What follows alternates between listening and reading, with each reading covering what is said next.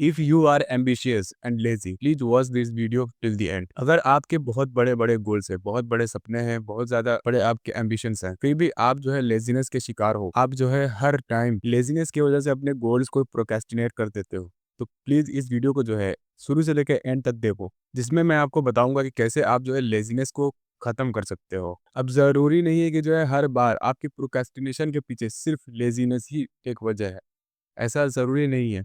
कई बार जो है ऐसा भी होता है कि कुछ रियल सर्कमस्टांसेस होते हैं, रियल ऐसे सिचुएशन आ जाते हैं जिसमें हमें प्रोक्रेस्टिनेट करना पड़ता है अपना काम।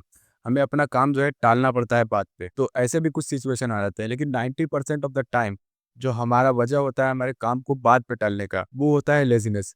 और जो 10% होता है, वो होता है हमारे जो कुछ रियल सिचुएशन हो गए, इस तरीके के ऐसे सिचुएशन हमारे ऊपर आ गए जब हमें अपना काम जो है प्रोक्रेस्टिनेट करना ही पड़ेगा, हमें अपना काम जो है बाद पे टालना पड़ेगा। ऐसे भी सिचुएशन आ जाते हैं। तो कुछ रियल सिचुएशंस भी हम आपके साथ शेयर करेंगे, जिसकी वजह से जो है हमें काम अपना प्रोक्रेस्टिनेट करना पड़ गया था बीच में काफ़ी टाइम से। उससे पहले हम बात करेंगे कि क्यों हम जो है प्रोक्रेस्टिनेट करते हैं। प्रोक्रेस्टिनेशन के पीछे का जो वजह है, मेन रीज़न क्या है? तो जैसा कि अभी हमने बताया कि जो है मैक्सिमम ऑफ द टाइम जो होता है वो लेज़ीनेस होता है। हमारे अंदर की जो लेज़ीनेस होती है वही जो है हमारे काम को प्रोक्रेस्टिनेट करवाती है। तो यही वो रीज़न है जिसकी वज़ह से हम अपने काम को प्रोक्रेस्टिनेट करते हैं। अगर इसी चीज़ को हम जो है टर्मिनेट कर दें, अपनी लाइफ़ से हम जो है लेज़ीनेस को टर्मिनेट कर दें, तो हम ईज़िली अपने गोल्स को अचीव कर सकते हैं फिर। हम ईज़िली अपने गोल्स की तरफ आगे बढ़ सकते हैं। अपने गोल्स को अचीव कर सकते हैं और फाइनली सक्सेसफुल हो सकते हैं, अगर इस लेज़ीनेस को हम टर्मिनेट कर दें। तो इस लेज़ीनेस को टर्मिनेट करना उतना भी आसान नहीं है। अगर हर इंसान इस लेज़ीनेस को टर्मिनेट कर दे, तो हर इंसान सक्सेसफुल बन जाए। तो कैसे जो है हम इस चीज़ को टर्मिनेट कर सकते हैं? जो हमारे अंदर एक लेज़ी नाम का बंदर बैठा हुआ है, कैसे उस चीज़ को ख़त्म कर सकते हैं? अब बहुत सारे लोग जो है टाइम टेबल सेट करते हैं, टाइम टेबल बनाते हैं कि जो है कल मॉर्निंग से ही हमें ये टाइम टेबल जो है फ़ॉलो करना है, ये सारी चीज़ें हमें कंप्लीट करते जाना है। लेकिन फिर वहीं पे आ जाता है, 1-2 दिन तो वो कर लेते हैं, फिर वहीं पे आ जाता है लेज़ीनेस। ऐसा लेज़ीनेस क्यों आता है? अब इसको समझने की ज़रूरत है कि लेज़ीनेस आता क्यों है? तो देखिए, जैसे कि हमने टाइम टेबल में अपने नोट डाउन किया हुआ है कि एक्सरसाइज़ करना है, सुबह मॉर्निंग में हमें एक्सरसाइज़ करना है 8 बजे। तो जैसे ही आप सो के उठोगे, जो भी आपका टाइम है उठने का 7 बजे, साढ़े 7 बजे, जो भी आपका टाइम है उठने का, जैसे ही आप उठोगे तो आपके पास काम है, एक्सरसाइज़ करने का काम। तो जैसे ही आपके दिमाग में आया कि जो है हमें एक्सरसाइज़ करना है, तो उस टाइम सिर्फ़ आपको 2 सेकंड का टाइम मिलता है, ये डिसाइड करने के लिए कि जो है आपको ये काम करना है कि नहीं करना है। सिर्फ 2 सेकंड का टाइम मिलता है और वही 2 सेकंड आपके डिसाइड करेंगे कि जो है ये काम हमारा प्रोक्रेस्टिनेट होगा या फिर हम इसको करेंगे। ऐसा क्या होता है वो 2 सेकंड के अंदर? देखो, जैसे ही आप कोई भी काम करने जाने की सोचते हो, तो 2 सेकंड के लिए आपके दिमाग के अंदर 2 आवाज़ें आती हैं कि इस काम को कर लेते हैं और दूसरी आवाज़ आती है कि इस काम को नहीं करते हैं, आराम करते हैं, सोते हैं, लेटते हैं, आराम करते हैं। ये 2 आवाज़ें आती हैं उस 2 सेकंड के अंदर। तो अगर आप वो 2 सेकंड का जो टाइम है, आपके दिमाग में जो आता है, उसको आने ही नहीं दोगे, तो आप कभी भी प्रोक्रेस्टिनेट नहीं करोगे। आप कभी भी लेज़ी नहीं बनोगे। जैसे ही वो 2 सेकंड का टाइम आया, जैसे डिसाइड करना है आपको कि जो है ये काम करना है कि नहीं करना है। जस्ट उसी टाइम आपको क्या करना है, कुछ भी नहीं सोचना है, सीधा चले जाना है काम करने। बिल्कुल भी वो आपके दिमाग ही में नहीं आना चाहिए कि जो है ये काम हमें करना है कि नहीं करना है। ये जो चीज़ है, ये आपके दिमाग में आना ही नहीं चाहिए। सीधा आपको जाना है काम के पास, बिना कुछ सोचे समझे, ठीक? जैसे कि हमने एक्सरसाइज़ का एग्ज़ाम्पल लिया, तो जैसे हमारे दिमाग में आएगा, जैसे हम बैठे हुए हैं, हमारे दिमाग में आया कि हमें एक्सरसाइज़ करना है। उसी टाइम हमारे अंदर एक मंकी ब्रेन होता है जो कि हमें कहता है कि जो है नहीं करते हैं काम को, आराम से हम आराम से लेटते हैं, आराम करते हैं। तो ऐसा हमें बिल्कुल भी वो दिमाग में आने ही नहीं देना है, उस मंकी ब्रेन को हमारे दिमाग में आने ही नहीं देना है। जस्ट हमें जैसे यहाँ पे बैठे थे, जस्ट उठना है और मशीन के पास चले जाना है, ट्रेडमिल के पास और एक्सरसाइज़ शुरू। तो इस तरीके से अगर आप काम करोगे, तो आप जो है अपने जो लेज़ीनेस है, उसको टर्मिनेट कर सकते हो हमेशा के लिए। अब दूसरा एग्ज़ाम्पल लेते हैं, जैसे कि हमारा जो दूसरा काम है, वो है पढ़ाई करना, स्टडी करना।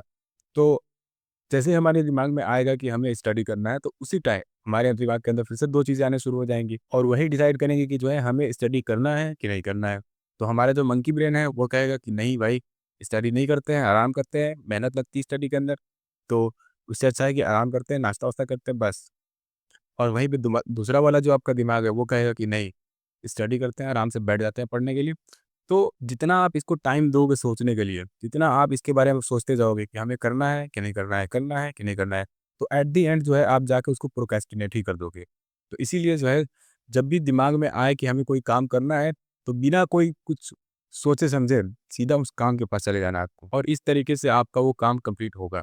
इस तरीके से आप जो है लेज़ीनेस को खत्म कर सकते हो एक तरीके से। और इसी चीज़ को बोलते हैं द 2 सेकंड रूल, मतलब 2 सेकंड का रूल।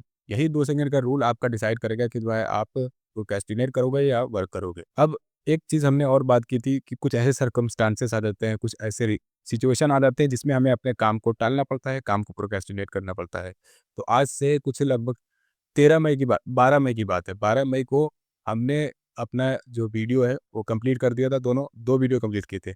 और दोनों वीडियो को कंप्लीट करके एक्सपोर्ट पे डाल दिया था। उस दिन हमने जो है 2 वीडियो शूट किया था और एक वीडियो को एक्सपोर्ट पे डाल दिया था, एडिटिंग वेडिटिंग सब कंप्लीट करके। पूरा फाइनल हो गया था, उसको जो है हमने एक्सपोर्टिंग पे डाल दिया था।